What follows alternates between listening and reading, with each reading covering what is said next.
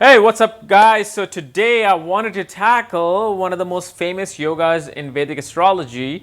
And if you're new to this channel and you're watching this, what is yoga? Yoga simply means union of planets, like combination of planets create a certain situation in your life for good or for bad. Okay, so this is that one situation, and it's called Gajakesari yoga. And Gajakesari yoga occurs between Jupiter and Moon, the two best friends in astrology. Okay, and this yoga occurs when Moon and Jupiter are first, fourth, seventh, and 10th place from each other. So if Moon and Jupiter are in conjunction with each other, that's a Gajakesari yoga. When Jupiter and Moon are 4 places from each other, that's Gajakesari yoga. 7 places from each other, Gajakesari yoga, and 10 places from each other, Gajakesari yoga. Okay, so that's when this yoga, when this yoga is formed, it is said that the person is bestowed with elephants and jewelry and kingdom and love of the king and blah blah blah. Okay, and then 95% of you wonder, who have Gajakesari yoga in your horoscope, as to why isn't fructifying into the actual meaning that the Parashara gives, that what exactly Gajakesari yoga is. Well, you got to understand one thing about Parashara, okay, and this is something I learned from Juan Paul Manley, is that Parashara, anytime Parashara Hora Shastra give meaning of any yoga, they give the meaning of that yoga when it at its fullest and the best possible scenario. So when Parashara says that Gajakesari yoga is going to bring you elephant, wealth, land, fame, jewelry, all sorts of assets, favor from government, what he is saying is that all of these things will happen when Jupiter and Moon are first, fourth, seventh, or 10th place from each other, yet at the right degree, right sign, and right aspects and conjunctions. Without it, the Gajakesari yoga loses its 100% power. It becomes 15%, 20%, 50%, 5%, or even like literally 1%. Okay, so this is why when you guys see that, and I see a lot of other people criticizing all of these yogas that do not work, and I've made videos on Raj yogas, Dhan yogas, why they don't happen. Because you have to look at what house, first of all, this is occurring in. Is this occurring between the 6th and 12th house? So if Jupiter is in the 6th house, Moon is in the 12th house, that's a Gajakesari yoga because it's 7 places from each other. Or is it occurring when Jupiter is in the 8th house and Moon is in the 11th house, or Jupiter is in the 8th house and Moon is in the 5th house? So these are awkward houses. Okay, these are Dushtana house and Trikona house. What is that doing? That's bringing a lot of ups and downs. That bringing certain transformation for the good or for the bad, depending upon how well these two planets are placed. Okay, like I'll give you an example. Let's just use in Vedic astrology the inner plates, like you see here, the highlighted plates are known as Kendra. Okay, so when I use the word Moon and Jupiter Kendra from each other, it really refers to these plates. That's first, fourth, 7th, and 10th house. But you can do Kendra from any house. So if Moon is in the 2nd house, 4th, 7th, and 10th place from the Moon will be considered Kendra. So if Moon is in the 2nd house and Jupiter is in the 4th house or 8th house or 11th house, that will be considered Kendra place from the Moon. That will also create Gajakesari yoga. But you have to see, first of all, the sign placement of the respective planets. Are they exalted? Is one debilitated? Are they in enemy sign? Are they in friendly signs? Both of them. Okay, that's one scenario. Second, you have to see what house it's occurring in. The most powerful Gajakesari yoga occurs when it happens in Kendra. Okay, when it happens in Kendra and the native goes through the mahadasha of Moon and Jupiter, that's when it really triggers that fame and that elephants, which probably nowadays means cars and house and all kinds of conveniences. Okay, then you have to see another thing, the most important thing, the avastha of these two planets. Are they in Sandhya avastha, meaning that they are below 1 degree and they're sleeping? Because degree really awakens the planet or makes it sleep. Like if Jupiter is at 29.5 degrees, it's old, it's sleeping. Moon, same way. Early, very early degrees. It'll be weak by its sign placement. Even if moon is exalted and it is below 1 degree, it'll be sleeping. It won't be awakened till the age of 24. So if your Gajakesari yoga occurred before that time period, like you ran through your Jupiter period and your Jupiter moon antar dasha came and nothing really happened, that's probably because of the fact the degrees weren't at the right point. And so house placement and degree placement become a very strong indicator. Then you have to see, is your moon afflicted by Rahu or Ketu? Because if moon is afflicted by Rahu or Ketu, or moon is forming an eclipse with the sun, that means moon is powerless till the age of 28.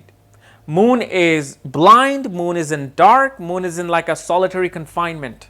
So if that's creating a Gajakesari yoga, you probably will get 10 cents on the street. Oh, hoo la la, that's your Gajakesari yoga activated. And that is true. That is your Gajakesari yoga being activated. So looking at the degrees and through that Shadbala concept, when you use that concept, you see what is exactly happening between these two planets. Because one might give you a Mercedes-Benz, one Gajakesari yoga time period. The other Gajakesari yoga will give you a scooter. And then the other Gajakesari yoga will give you a bicycle. So you have to see which Gajakesari yoga is happening. And then you have to go into much more detail of the things. Like the Ashtavarga table, where the transits of Jupiter will be shown. Will this Jupiter transit will give you a lot more than the last period? Or will this period will be a lot less than the other period? And then you have to see the concept that even Ernest was talking about, the Rupas and Virupas. And this is far more advanced concept that I don't want to dive into right now, where certain planets are equal to 1 Rupa, where 60 Rupas, Virupa is equal to 1 Rupa, and you have to see how many Rupas that planet accumulates. And depending upon that, going into those minute details, then you see, okay, your Gajakesari yoga will bring you at least $50,000 this year. So you see how microscopically you have to look at each yoga to really see if they're meeting the Parashara example, Parashara definition. Otherwise, they'll always be less. Like for most of the Indian viewers, I'll give you a famous example. Amitabh Bachchan, who is like the Tom Cruise, Brad Pitt, and all the other Matt Damon combined, of India. He has been ruling the industry in India for literally 40 years now, 50 years. He has Gajakesari yoga. His Jupiter is in the 6th house, exalted. And his moon is in the 9th house in the sign of Libra, soft sign. However, you're probably going to say, oh yeah, look at him, he's so famous and he's so good and he, achieved everything in his life the way it was supposed to. No, the fame didn't come due to Gajakesari yoga. He lived his Gajakesari yoga time period until the age of 27. Up to 27 years of age, nobody knew of Amitabh Bachchan. Nobody, even remotely thought this person is going to be a superstar. Amitabh Bachchan struggled till the age of 27 until he was casted into Sat Hindustani, the movie, and then after that with the Rajesh Khanna movie Anand, or I believe it was Dhul Ke Phool. No, that's Yash Chopra. But anyway, up until the time when he was running his Jupiter period, he must have gone through the moon antar dasha, triggering that Gajakesari yoga, but it didn't do anything.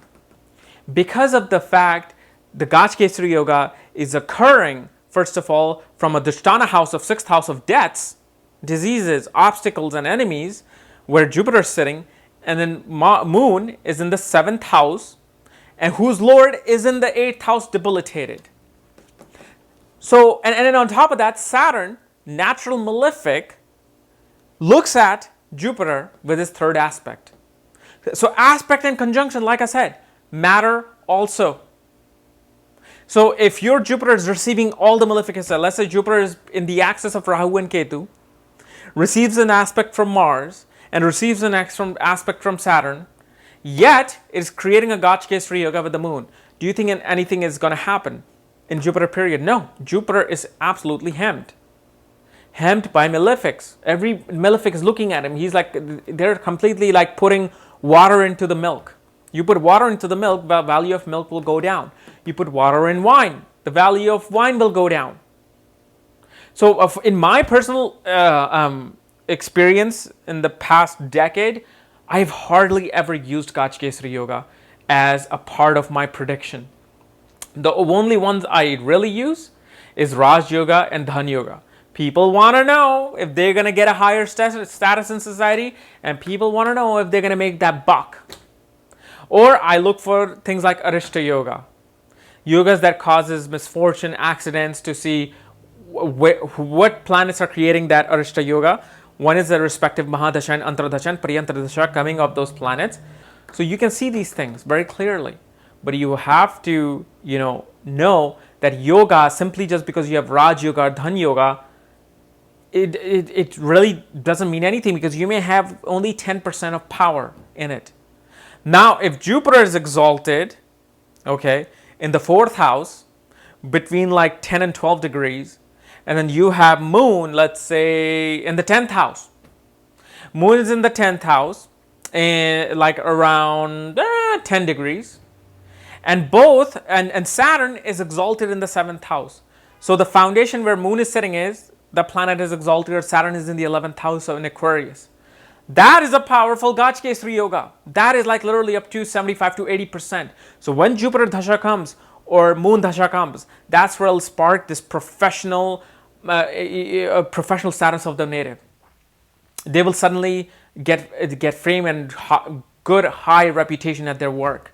They will be, and through their work, they will be able to get the land, the conveniences, because of Jupiter in the 4th house. Because the positive result of that Gajakesari Yoga will come, which is profession, homeland, security, mother, and conveniences of life. This is how you judge any yoga, including Gajakesari Yoga. All right.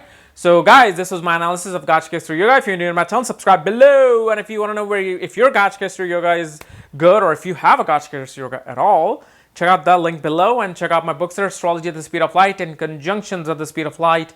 And when you get these books, I will send you the link to look at your own chart. Just make sure you follow the directions below. Bye-bye.